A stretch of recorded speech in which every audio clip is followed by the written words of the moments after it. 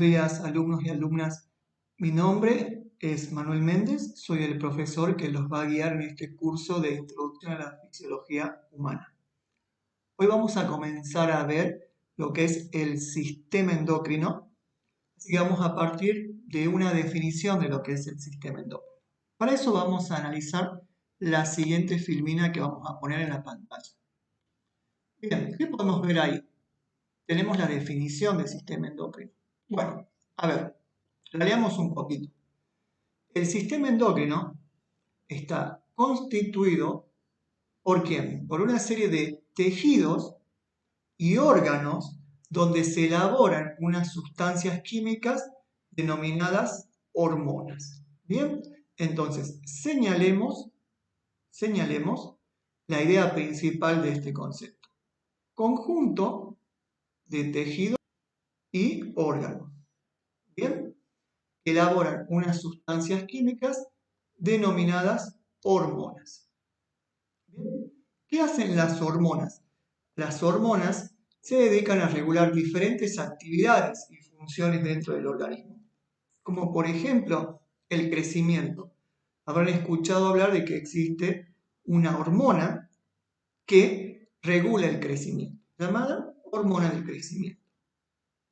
Bien, habrán escuchado también hablar de otras hormonas, como las hormonas producidas por la glándula tiroides. Esas hormonas tienen funciones relacionadas a nuestro metabolismo. Bien, también habrán escuchado hablar de una hormona llamada insulina. La insulina es una hormona que tiene que ver con nuestro metabolismo de los azúcares y su defecto, los defectos en la producción de insulina, causa una enfermedad llamada diabetes. Bien, bueno, ¿cuáles son las glándulas más importantes dentro de nuestro organismo? Bien, para eso vamos a analizar la siguiente filmina. Ya tenemos claro entonces la definición. Vamos a la siguiente filmina. Vamos a borrar esta de acá, ya no nos sirve.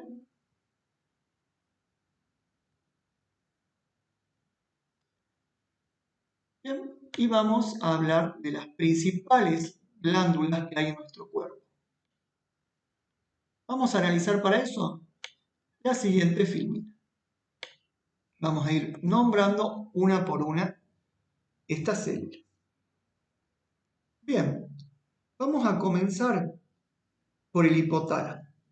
Bien, vamos a ir subrayando. Esta es una glándula, muy importante, denominada hipotálamo. El hipotálamo. El hipotálamo, como si ustedes ven la flechita, se encuentra alojada en nuestro encéfalo. Está muy dentro de nuestro encéfalo. Y por debajo del hipotálamo tenemos otra glándula llamada pituitaria. También conocida, la pituitaria también se la conoce mucho como hipófisis.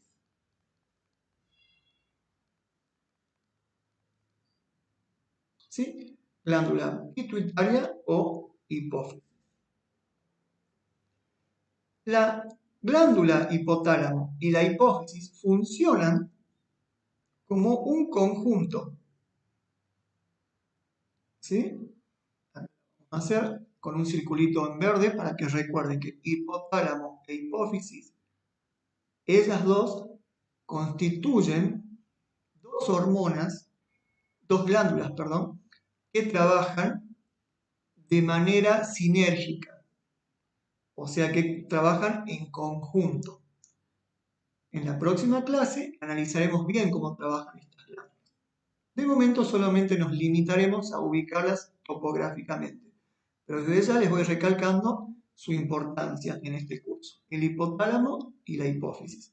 ¿Dónde se encuentran? Se encuentran dentro de nuestro encéfalo. Es por eso que los problemas que podamos llegar a tener en nuestra hipófisis o en el hipotálamo son muy difíciles de tratar quirúrgicamente, ya que dada su ubicación, el abordaje quirúrgico de estas glándulas es realmente complicado.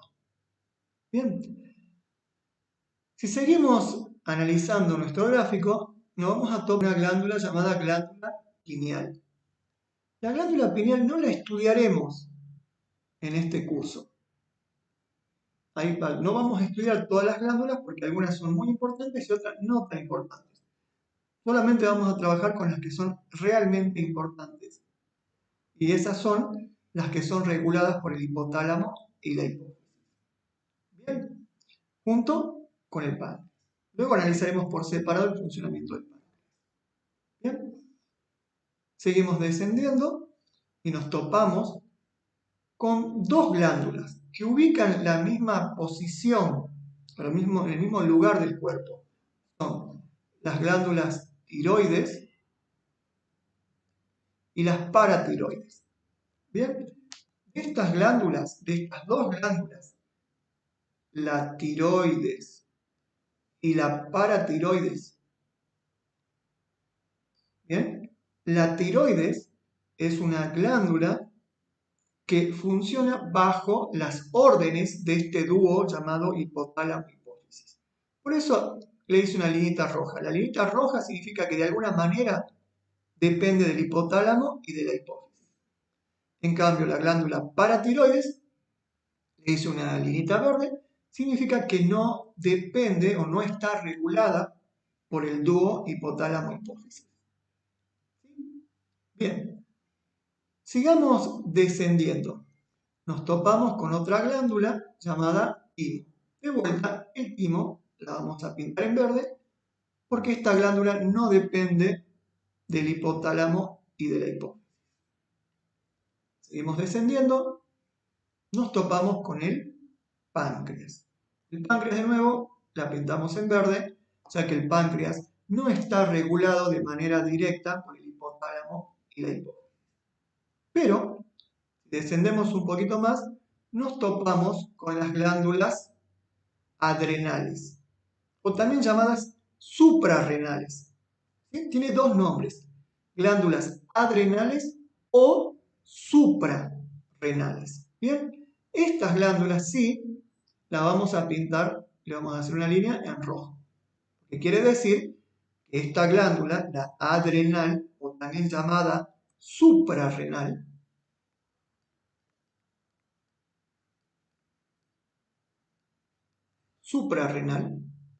depende para su funcionamiento del hipotálamo y de la hipófisis. Bien, también tenemos los riñones. Sí, los riñones, les parecerá raro, pero sí, los riñones tienen una función glandular.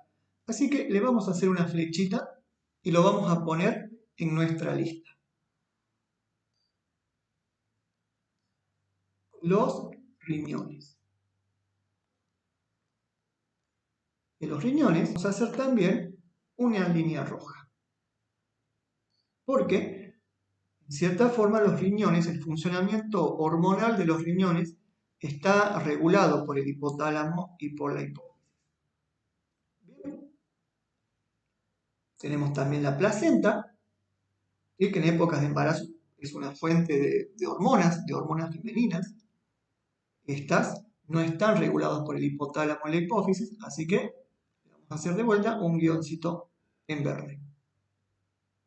Pero tenemos los ovarios en las mujeres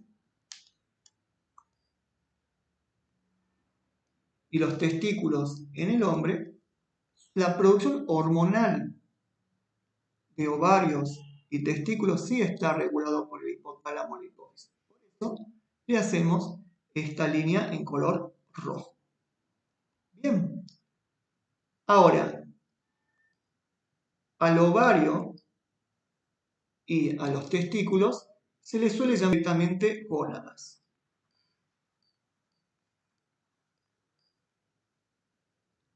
¿Comprendido, alumnos y alumnas?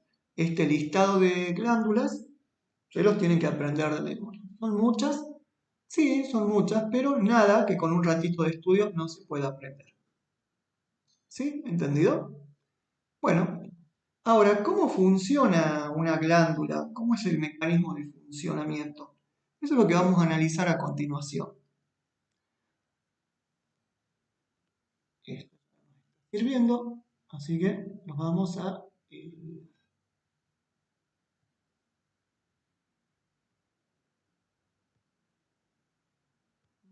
estas líneas residuales que nos quedaron, también las borramos, así no nos ensucia el pizarrón. Y vamos a comenzar a hablar de cómo funciona una glándula. ¿Bien? Bueno, veamos. Una glándula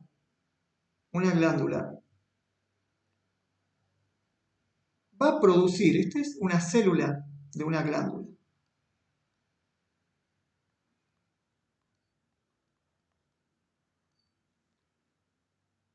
Esta glándula va a producir una hormona. ¿Sí? Es más, una glándula puede producir muchas hormonas diferentes. Como por ejemplo la hipófisis y el hipotálamo. Producen mucha variedad de hormonas. No solamente producen una, producen varias. Van a producir sus hormonas, que son liberadas al torrente sanguíneo. ¿Sí? Liberan sus hormonas, hormonas de la glándula, y son... ¿Sí? ¿A dónde se liberan? Al torrente sanguíneo. Yo tengo el torrente sanguíneo, estas hormonas por el torrente sanguíneo y van a ser transportadas hacia los tejidos. O sea que aquí yo tengo tejidos formados por células. Estas son células.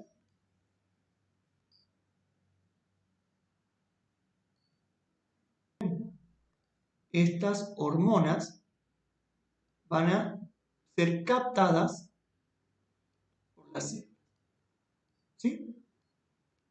Pero este proceso no es tan sencillo, porque para que las células puedan captar estas hormonas, esta célula tiene que tener una particularidad, que es la que voy a pasar a explicar. Pero antes, volvamos a entender, a revisar este esquema.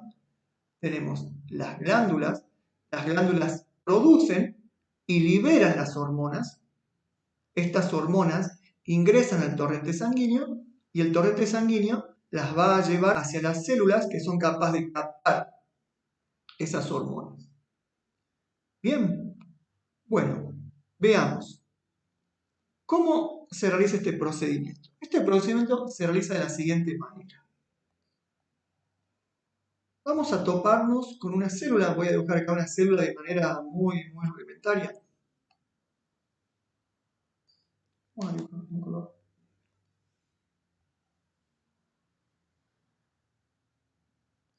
Recuerden que la célula tiene sus organelas, tiene núcleo, tiene las mitocondrias, tiene un Golgi, tiene vacuolas y otra serie de organelas que de momento no nos importan mucho. Lo que nos interesa es su membrana. En la membrana de la célula, tenemos unas antenitas. Unas antenas. Esas antenitas se llaman marcadores o receptores de membranas.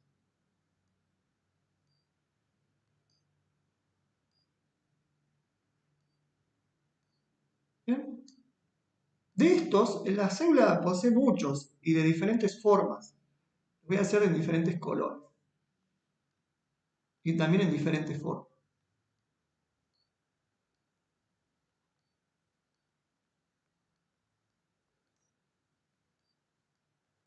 Bien, entonces, nuestras hormonas, por ejemplo, esta hormona,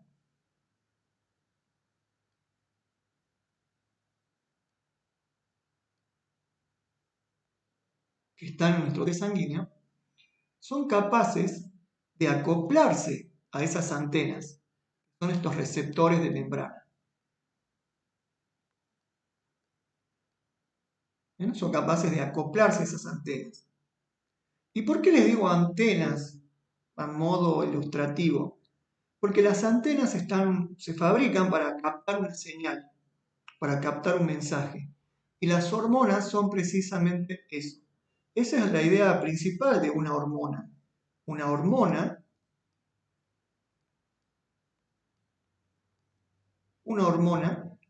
es un mensajero químico.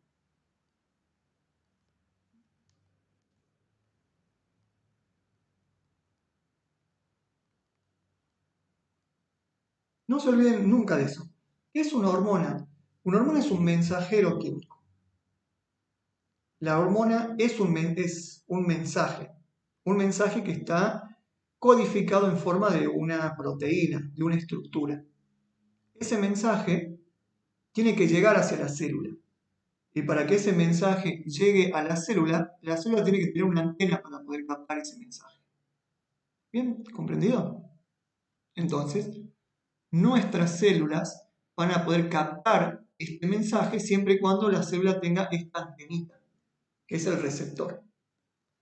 Bien, entonces, las hormonas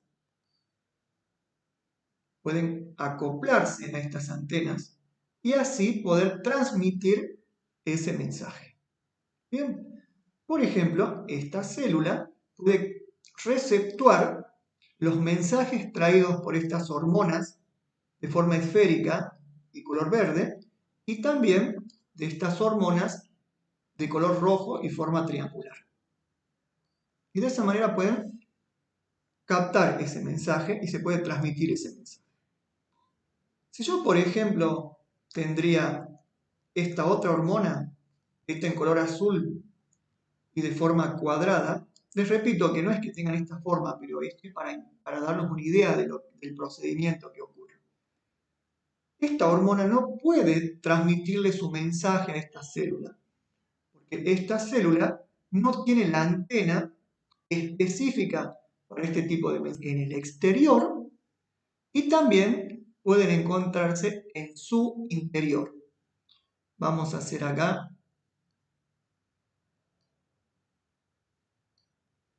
un marcador o una antena, un receptor, pero que está dentro de la célula. Las hormonas, que acá vamos a dibujar en color amarillo y con esta forma hexagonal, estas hormonas, para poder acoplarse a su receptor, que en este caso es un receptor intracelular, podemos tener receptores extracelulares, o sea, mejor dicho, receptores de membrana, y receptores internos.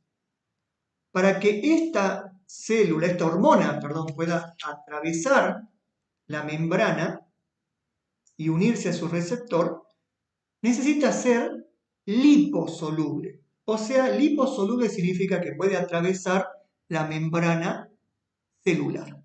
Bien, entonces, acá vamos a hacer una primera distinción entre nuestras hormonas.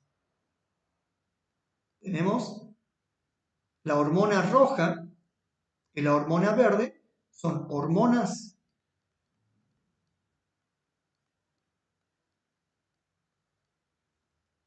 llamadas hidrosolubles.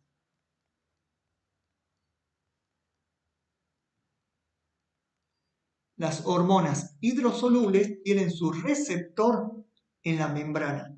No pueden atravesar la membrana por sí solas. Y luego, la hormona que yo dibujé en amarillo son hormonas